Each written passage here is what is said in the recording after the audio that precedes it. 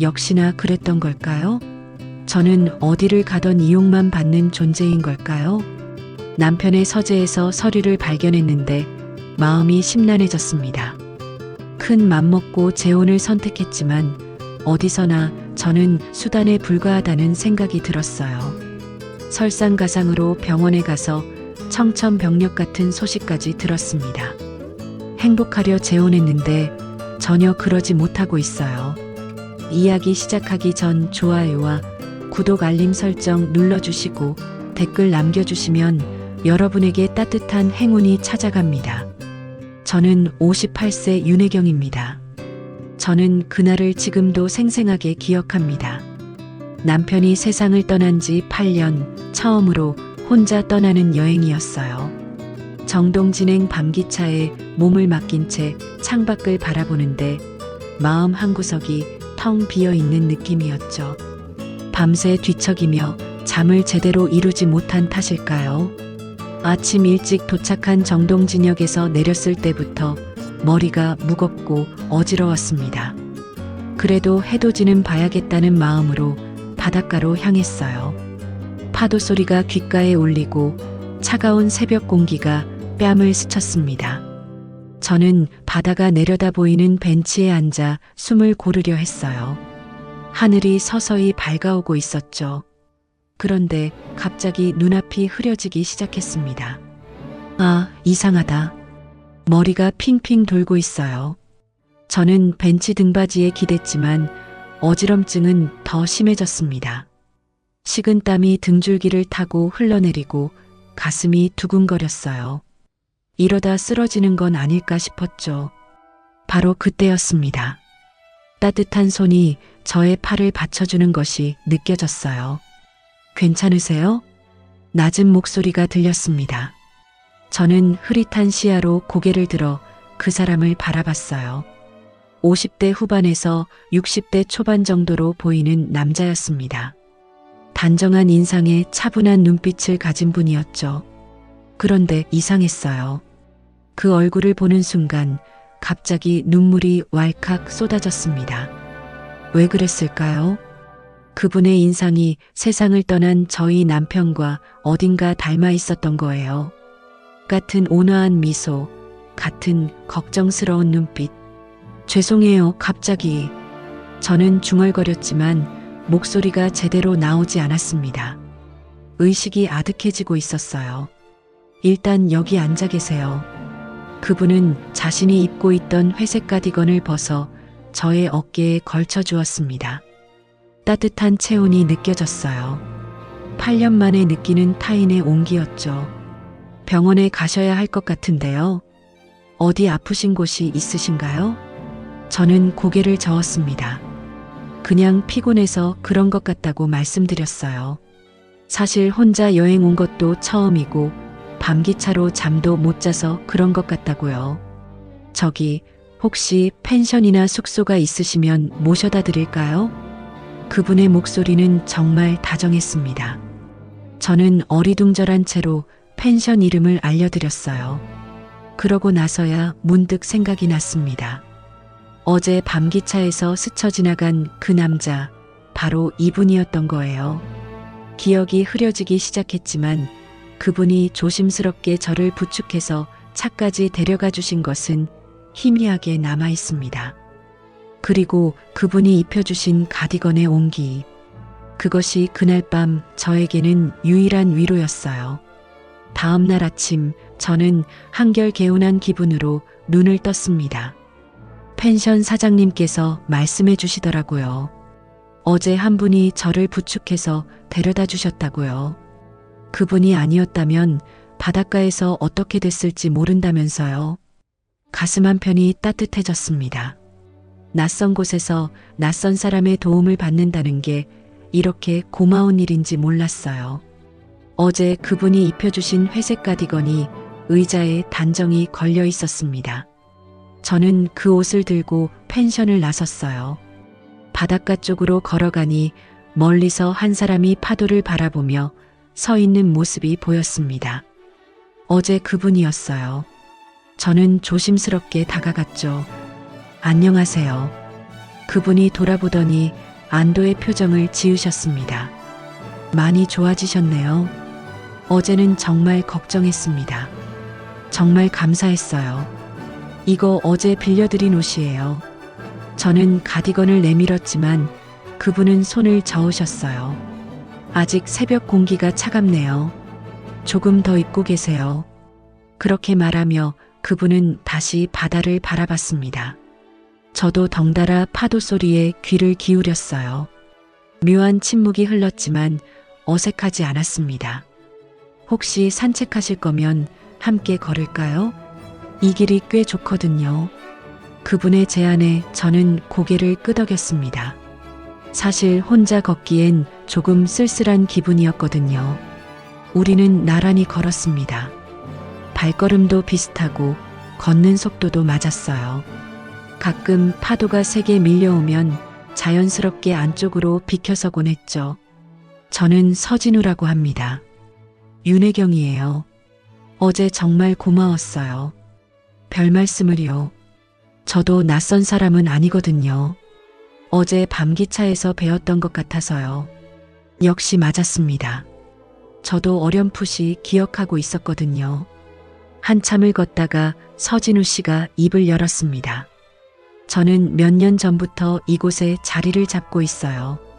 서울에서 변호사 일을 하다가 은퇴한 후에요. 그러시군요. 저는 서울에서 중학교 미술교사를 했었어요. 지금은 퇴직했지만요. 이곳에 자주 오시나요? 아니요, 처음이에요. 혼자 여행도 처음이고요. 서진우 씨가 잠깐 걸음을 멈췄습니다. 저도 혼자예요. 이혼한 지 좀 됐거든요. 그래서 이곳에 정착하게 됐어요. 그분의 목소리에 어떤 쓸쓸함이 묻어 있었습니다. 저는 무엇라 말해야 할지 몰랐어요. 저 역시 홀로 남겨진 사람이었으니까요.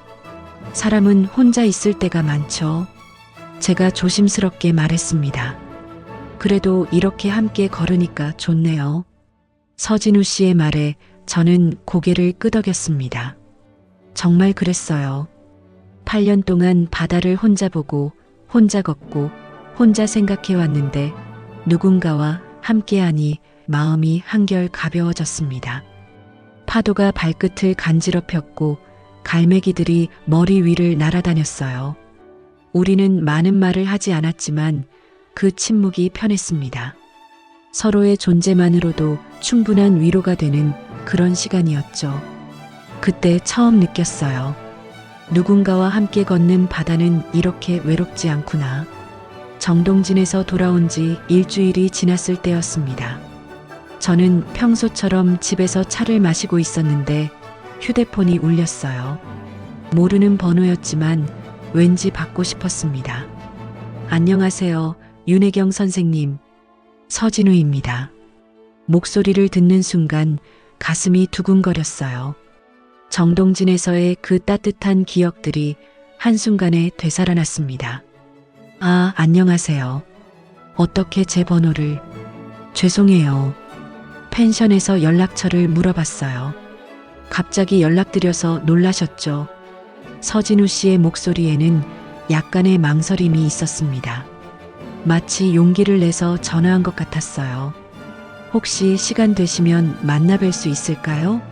드릴 게 있어서요. 저는 잠깐 망설였습니다. 하지만 거절할 이유도 없었고 솔직히 다시 만나고 싶었어요. 네, 좋아요. 어디서 만날까요? 북촌에 작은 서점이 하나 있어요. 조용하고 좋은 곳이거든요. 이틀 후 저는 북촌 한옥마을 골목길을 걷고 있었습니다. 가을 햇살이 기와 지붕 사이로 스며들고 단풍잎들이 바닥에 흩어져 있었어요. 서점을 찾는 것은 어렵지 않았습니다. 오래된 이야기라는 간판이 정겨웠거든요. 문을 열고 들어서니 책 냄새와 커피 향이 어우러져 코끝을 자극했습니다. 그리고 안쪽 창가 자리에 서진우 씨가 앉아 있었어요. 저를 보자 일어서며 미소를 지으셨습니다. 먼 길 오시느라 수고하셨어요. 아니에요. 이런 좋은 곳이 있는 줄 몰랐네요. 우리는 자연스럽게 마주 앉았습니다. 서진우 씨가 가져온 종이백에서 뭔가를 꺼내더라고요. 그날 입혀주셨던 회색 가디건이었습니다. 이거 그날 당신이 많이 추워 보였어요. 서진우 씨가 조심스럽게 말했습니다. 지금도 누군가 옆에 있어야 할 것 같아서요. 그 말을 듣는 순간 가슴이 뭉클해졌어요. 단순히 옷을 돌려받는 것이 아니라 그분의 마음을 받는 기분이었습니다. 고마워요. 사실 혼자 있는 시간이 많아서 저도 마찬가지예요. 그래서 오늘 용기 내서 연락드린 거였어요. 우리는 차를 마시며 이런저런 이야기를 나눴습니다. 서로의 일상, 취미, 좋아하는 책들. 시간 가는 줄 몰랐어요. 그날 이후로 우리는 자주 만나기 시작했습니다. 처음엔 일주일에 한 번, 그 다음엔 며칠에 한 번씩 서로에게 부담이 되지 않을 정도로 조심스럽게요. 한 달쯤 지났을 때였습니다. 저희는 한강공원을 산책하고 있었어요. 노을이 강물에 비쳐서 정말 아름다웠습니다. 혜경 씨, 서진우 씨가 갑자기 걸음을 멈추고 저를 불렀어요. 저 혹시 이상하게 생각하지 마세요. 하지만 요즘 당신을 만날 생각을 하면 마음이 설레요. 저는 얼굴이 빨개지는 것을 느꼈습니다. 58세에 이런 기분을 느낄 줄 몰랐거든요. 저도 마찬가지예요. 사실 며칠 안 만나면 보고 싶어져요. 우리는 서로를 바라봤습니다. 강바람이 불어와 머리카락을 흐트렸지만 상관없었어요. 그럼 우리 연인이라고 해도 될까요? 서진우 씨의 목소리는 10대 소년처럼 떨리고 있었습니다. 네, 좋아요. 하지만 천천히 해요. 우리 나이에 급할 것 없잖아요. 그날 우리는 처음으로 손을 잡고 걸었습니다. 58세와 63세의 조심스러운 사랑이 시작되는 순간이었어요. 연인이 된 지 석 달이 지나면서 저는 자연스럽게 서진우 씨 집에서 시간을 보내게 됐습니다. 그분의 집은 한남동 언덕 위에 있는 작은 단독주택이었어요. 마당에는 감나무와 대추나무가 있고 작은 텃밭도 있었죠. 처음 그 집에 갔을 때 놀랐습니다. 집안 곳곳에 책들이 가지런히 정리되어 있고 거실 한쪽에는 오래된 턴테이블과 LP판들이 있었어요. 혼자 사는 남자의 집 같지 않게 깔끔하고 정돈되어 있었습니다. 직접 요리하세요? 제가 부엌을 둘러보며 물었더니 서진우 씨가 웃으셨어요. 혼자 살면서 배우게 됐어요. 간단한 건 할 줄 알아요. 그날 그분이 직접 끓여주신 된장찌개 맛을 지금도 기억합니다. 짜지도 싱겁지도 않은 집밥에 따뜻함이 있었어요. 주말이면 저는 그분과 함께 마트에 가서 장을 보고 함께 요리를 하곤 했습니다. 서로 말이 없어도 편했어요. 그분이 야채를 다듬고 있으면 저는 쌀을 씻고 저녁 식사 후엔 그분이 설거지를 하는 동안 저는 차를 우렸죠. 어느 토요일 저녁이었습니다. 우리는 거실에서 클래식 음악을 들으며 차를 마시고 있었어요. 창밖으로는 봄비가 내리고 있었고 방 안은 따뜻한 조명으로 포근했습니다. 혜경 씨, 서진우 씨가 찻잔을 내려놓으며 말했어요. 저희가 이렇게 지낸 지 벌써 몇 달이 됐네요. 정말 그러네요. 시간이 이렇게 빨리 가는 줄 몰랐어요. 혹시 이상하게 생각하지 마세요. 하지만 가끔 생각해요. 우리가 정식으로 가족이 되면 어떨까 하고요. 저는 가슴이 두근거렸습니다. 재혼 이야기였거든요. 58세에 다시 결혼을 한다는 게 현실적으로 느껴지지 않았어요. 저도 생각은 해봤어요. 하지만 우리 나이에 굳이 형식에 얽매일 필요가 있을까요? 그런 게 아니라 서진우 씨가 잠깐 망설이더니 제 손을 잡았어요. 당신과 함께 있으면 진짜 가족 같다는 생각이 들어요. 혼자 늙어갈 줄 알았는데 이렇게 좋은 사람을 만나게 돼서요. 그분의 진심이 느껴졌습니다. 저 역시 마찬가지였어요. 이 사람과 함께 남은 인생을 보내고 싶다는 생각이 들었습니다. 우리 둘 다 자식도 없고 복잡한 가족 관계도 없잖아요. 단순하게 생각해봐요. 제가 조심스럽게 말했습니다. 그래요. 서로만 있으면 되는 거죠. 2달 후 우리는 정말 소박한 결혼식을 올렸습니다. 구청에서 혼인신고를 하고 저녁엔 평소 자주 가던 북촌 그 서점에서 조용히 차를 마셨어요. 반지도 화려하지 않은 심플한 것으로 골랐죠. 서점 사장님이 축하한다며 특별히 케이크도 준비해 주셨어요. 촛불을 켜고 소원을 빌라고 하시더라고요. 뭘 빌었어요? 서진우 씨가 물어봤습니다. 우리가 건강하게 오래오래 함께 있기를요. 당신은요? 저도 똑같은 걸 빌었어요. 그날 밤 새로운 집에서 잠자리에 들면서 저는 생각했습니다. 사람은 정말 신기한 존재구나. 나이가 들어도 따뜻한 손 하나에 무너지고 다시 일어서는구나. 첫 남편과의 추억도 소중하지만 이제는 새로운 사람과 새로운 추억을 만들어갈 시간이었어요. 58세의 늦은 결혼이지만 후회는 없었습니다. 결혼한 지 한 달이 지났을 무렵이었습니다. 저는 서진우 씨의 서재를 정리하고 있었어요. 그분이 오랫동안 변호사 일을 하셨다 보니 중요한 서류들이 많았거든요. 여기 오래된 책들 좀 정리해도 될까요? 제가 물어보니 서진우 씨는 고개를 끄덕이셨어요. 네, 필요 없는 건 버리셔도 돼요. 저도 뭐가 있는지 잘 기억이 안 나네요. 서재 한쪽 벽면에는 큰 책장이 있었고 아래쪽에는 서류함들이 가지런히 놓여 있었습니다. 저는 먼지를 털어내며 하나씩 정리하기 시작했어요. 대부분은 옛날 법률 서적이나 판례집이었습니다. 가끔 개인적인 서류도 보였어요. 부동산 등기부등본, 은행 관련 서류들. 그런데 맨 아래 서랍을 열었을 때였습니다. 생명보험 서류 뭉치가 눈에 띄었어요.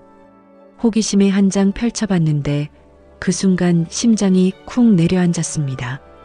보험 수익자 윤혜경. 제 이름이 또렷하게 적혀 있었어요. 날짜를 보니 우리가 결혼하고 일주일 후에 변경된 것이었습니다. 손이 떨렸어요. 다른 서류들도 뒤져봤습니다. 적금 통장, 주식 관련 서류, 심지어 부동산 서류에도 상속일란에 제 이름이 추가되어 있었어요. 모두 결혼 직후에 정리된 것들이었습니다. 머리가 복잡해졌습니다. 이게 무슨 의미일까요? 결혼하면 당연히 배우자가 상속인이 되는 건 맞지만 이렇게 빨리, 이렇게 철저하게 정리해둔 것을 보니 기분이 이상했어요. 혹시 처음부터 계산된 결혼이었을까? 그런 생각이 머릿속을 맴돌았습니다. 저는 서류를 다시 제자리에 넣고 서재를 나왔어요. 가슴이 답답했습니다. 그날 저녁 서진우 씨가 말을 걸어도 제대로 대답을 못했어요. 오늘 무슨 일 있었어요? 표정이 안 좋아 보이는데. 아니에요. 그냥 피곤해서요. 저는 얼버무렸습니다.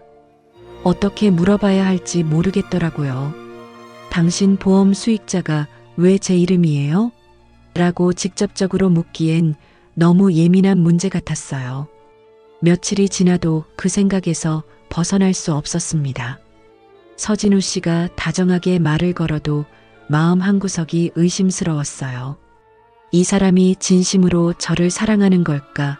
아니면 다른 목적이 있는 걸까? 혜경 씨, 요즘 말수가 줄어드신 것 같아요. 제가 뭔가 잘못한 게 있나요?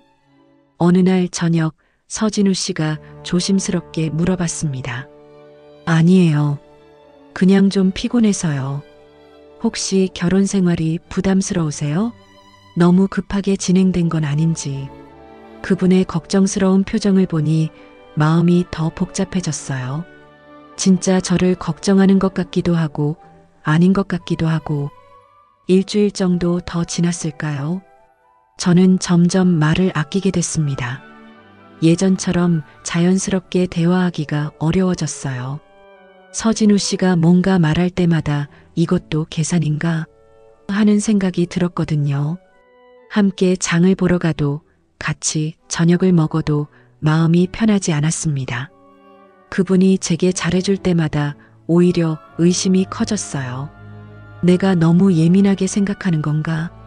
혼자 있을 때 자꾸 이런 생각이 들었습니다. 하지만 그 서류들을 본 충격이 너무 컸어요. 결혼 직후 바로 모든 재산의 상속인을 저로 바꾼다는 게 정상적인 일일까요? 서진우 씨도 제가 달라진 걸 눈치채고 있었습니다. 가끔 저를 유심히 바라보는 시선이 느껴졌어요. 하지만 저는 차마 그 이야기를 꺼낼 용기가 없었습니다. 그렇게 우리 사이에는 미묘한 거리감이 생기기 시작했어요. 그날도 평범한 하루였습니다. 저는 늘 그랬듯이 저녁 샤워를 하고 있었어요. 따뜻한 물이 어깨를 타고 흘러내리고 하루의 피로가 씻겨나가는 기분이었습니다. 샤워를 마치고 거울 앞에 섰을 때였어요. 수건으로 물기를 닦아내는데 뭔가 이상한 느낌이 들었습니다. 목 오른쪽에 뭔가 만져지는 것이 있었어요. 처음엔 그냥 지나쳤습니다. 나이가 들면 몸 여기저기에 이상한 게 생기는 법이니까요. 하지만 며칠이 지나도 그 느낌이 계속되더라고요. 거울에 가까이 다가가서 자세히 봤습니다. 목 오른쪽 갑상선 부위에 작은 혹 같은 게 만져졌어요. 딱딱하고 움직이지 않았습니다. 손으로 만져보니 확실히 뭔가 있었어요. 설마 이게 뭔가 안 좋은 건 아니겠지? 그런 생각이 머릿속을 스쳤지만 애써 무시하려 했습니다. 서진우 씨와의 일로도 마음이 복잡한 상황에서 몸까지 이상하면 안 된다고 생각했거든요. 하지만 일주일이 지나도 그 혹은 그대로 있었습니다. 오히려 조금 더 커진 것 같기도 했어요. 더 이상 미룰 수 없겠다 싶어서 병원에 가기로 했습니다.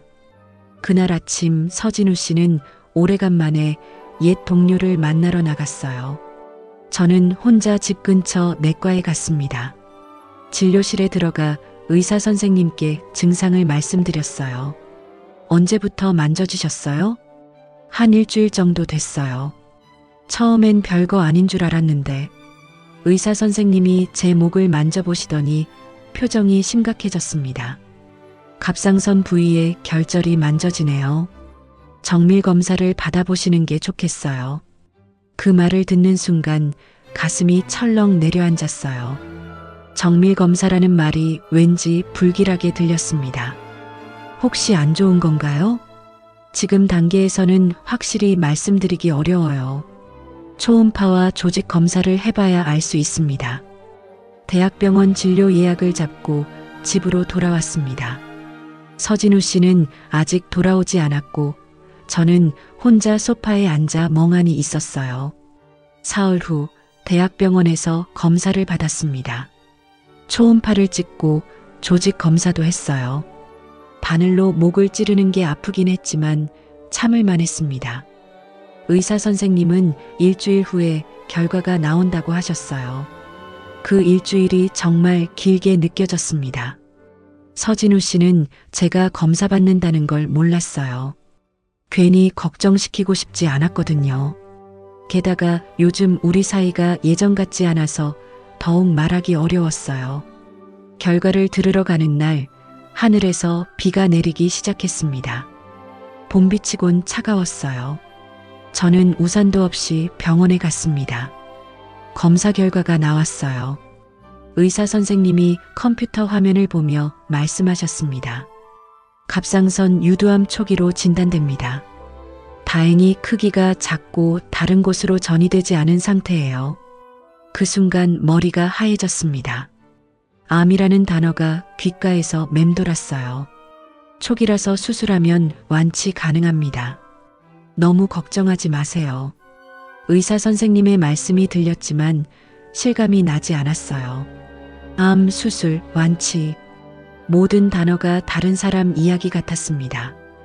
병원을 나왔을 때 비가 더 세게 내리고 있었습니다. 저는 비를 맞으며 천천히 걸었어요. 옷이 젖어도 상관없었습니다. 집에 도착해서 창가에 앉았습니다. 빗방울이 유리창을 타고 흘러내리는 걸 바라보며 생각했어요. 이 사람도 이 사랑도 이제 끝일까? 서진우 씨가 저와 결혼한 게 정말 사랑 때문이었을까요? 혹시 재산 때문이었다면 제가 아프다는 걸 알면 어떻게 반응할까요? 더 이상 짐이 되고 싶지 않았어요. 수술 날짜가 정해졌습니다. 다음 주 화요일 갑상선 절제술을 받기로 했어요. 수술 전날 입원하라고 하더라고요. 저는 서진우 씨에게 아무 말도 하지 못했습니다. 어떻게 말해야 할지 모르겠더라고요. 그래서 그냥 친구 집에 며칠 다녀온다고 거짓말을 했어요. 언제 돌아오세요? 일주일 정도요. 오래간만에 만나는 친구라서요. 서진우 씨는 아무 의심 없이 고개를 끄덕였습니다. 그 모습을 보니 더 마음이 아팠어요. 입원하는 날, 저는 작은 가방 하나만 들고 병원에 갔습니다. 6인실이었는데 다른 환자분들은 모두 가족이 함께 와 있더라고요. 저만 혼자였어요. 간병복으로 갈아입고 침대에 누웠습니다. 창밖으로는 저녁 노을이 지고 있었어요. 내일이면 수술이라는 생각에 가슴이 답답했습니다. 다른 침대의 환자분들과 가족들이 이야기하는 소리가 들렸어요. 걱정하는 목소리, 위로하는 말들. 저는 천장을 바라보며 혼자 생각에 잠겼습니다. 내일 수술이 잘 될까? 혹시 뭔가 잘못되면 어떻게 하지? 그런 생각들이 머릿속을 맴돌았어요. 무서웠습니다. 수술도 무섭고 혼자라는 것도 무서웠어요.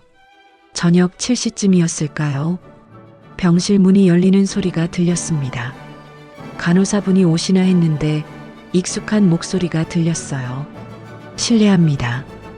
윤혜경 환자 면회 왔는데요. 저는 깜짝 놀라 고개를 돌렸습니다. 서진우 씨가 하얀 백합꽃 다발을 들고 서 있었어요. 어떡해. 왜 혼자 있어요? 서진우 씨가 제 침대 옆 의자에 앉으며 말했습니다. 내가 옆에 있어주겠다고 했잖아요. 그 순간 눈물이 왈칵 쏟아졌어요.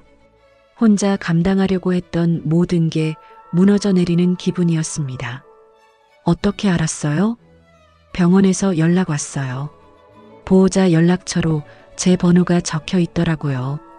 아, 맞았습니다. 입원 서류에 보호자 란에 서진우 씨 연락처를 적었던 게 기억났어요. 갑상선암이라고 들었어요. 언제부터 아셨어요?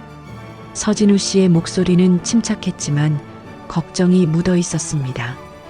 일주일 전에 진단받았어요. 말씀드리려고 했는데 저는 울먹이며 말을 잇지 못했어요. 그러다 문득 그동안 마음에 걸렸던 것이 떠올랐습니다. 저기 물어볼 게 있어요. 네, 뭐든지 말씀하세요. 그 보험, 그거 왜 제 이름으로 바꾸신 거예요? 서진우 씨의 표정이 잠깐 굳어졌습니다. 그리고 한숨을 깊게 쉬었어요. 그걸 보셨구나. 우연히 서재 정리하다가 봤어요. 결혼하고 바로 모든 걸 제 이름으로. 당신이 내 마지막 사람이니까요. 서진우 씨가 조용히 말했습니다. 내가 먼저 갈 수도 있으니까. 당신 혼자 남지 않게 하려던 거였어요. 마지막 사람이라니. 저는 이혼하고 나서 혼자 살 생각만 했어요. 그런데 당신을 만나고 나서야 알았어요. 진짜 사랑이 뭔지. 서진우 씨가 제 손을 잡았습니다. 당신이 아프다는 소식을 듣고 얼마나 놀랐는지 몰라요. 혼자 감당하려고 했다는 게 더 속상했고요. 그제야 제 눈에서 눈물이 주르륵 흘러내렸어요.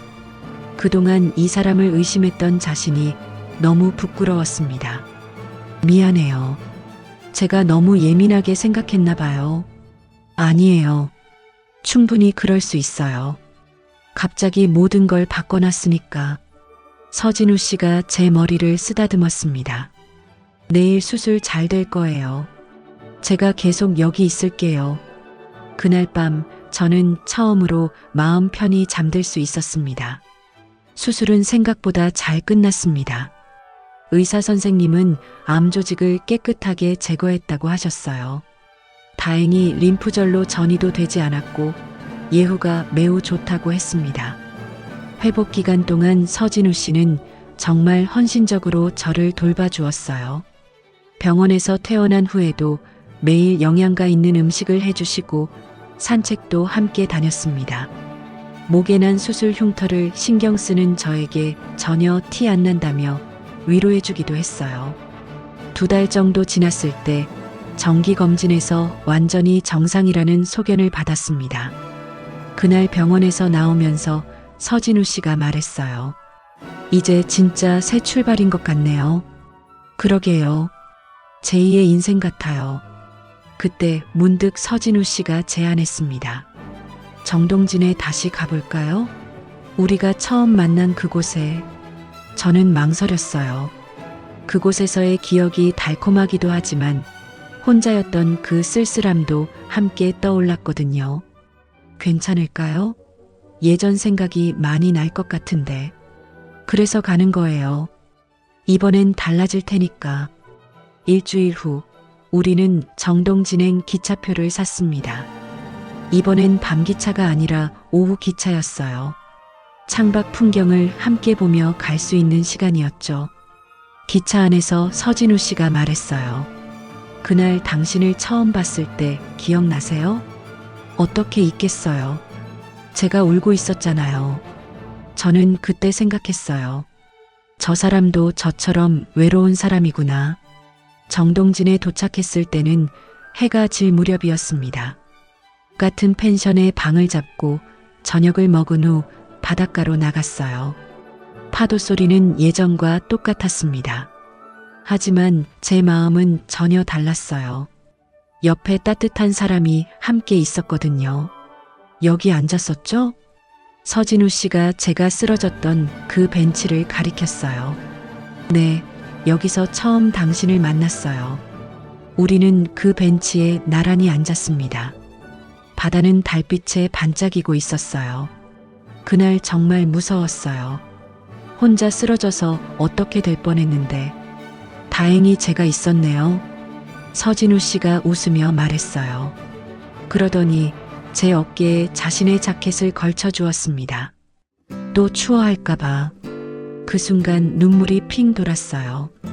그날의 기억이 생생하게 떠올랐습니다. 다음 날 아침 우리는 해돋이를 보러 바닷가로 나갔어요. 하늘이 서서히 밝아오고 있었습니다. 이번엔 두 손을 꼭 잡고 서 있었어요. 예쁘죠? 정말 아름다워요. 태양이 수평선 위로 떠오르기 시작했습니다. 온 세상이 황금빛으로 물들었어요. 우리는 그 자리에서 천천히 걷기 시작했습니다. 그날처럼 같은 바닷가, 같은 산책길이었지만 이번엔 달랐어요. 혼자가 아니었거든요. 당신 알아요? 제가 조심스럽게 말했어요. 그날 그 외투가, 아니, 그 마음이 저를 살렸어요. 서진우 씨가 걸음을 멈추고 저를 바라봤습니다. 어떤 의미예요? 혼자라고 생각했는데 누군가 저를 걱정해주는 사람이 있다는 걸 느꼈어요. 그래서 포기하지 않을 수 있었던 것 같아요. 서진우 씨도 잠깐 생각에 잠겼다가 말했어요. 저도 고백할 게 있어요. 그날 저도 많이 외로웠어요. 이혼하고 나서 사람들과 거리를 두고 살았거든요. 그랬구나. 그런데 당신을 도와드리면서 느꼈어요. 아, 나도 아직 누군가에게 필요한 사람이구나. 그날 저는 다시 살아갈 이유를 찾았죠. 그게 바로 당신이었어요. 파도가 우리 발끝을 적셨습니다. 차가웠지만 상관없었어요. 우리는 그렇게 한참을 걸었습니다. 해가 완전히 떠올랐을 때 우리는 다시 그 벤치에 앉았어요. 이번엔 두려움이 아니라 감사함을 느끼며 우리 참 운이 좋았네요. 정말 그래요. 이 나이에 이런 사랑을 만나다니. 서진우 씨가 제 손을 더 꽉 잡았습니다. 따뜻했어요. 그 온기가 제 마음 깊숙이 전해졌습니다.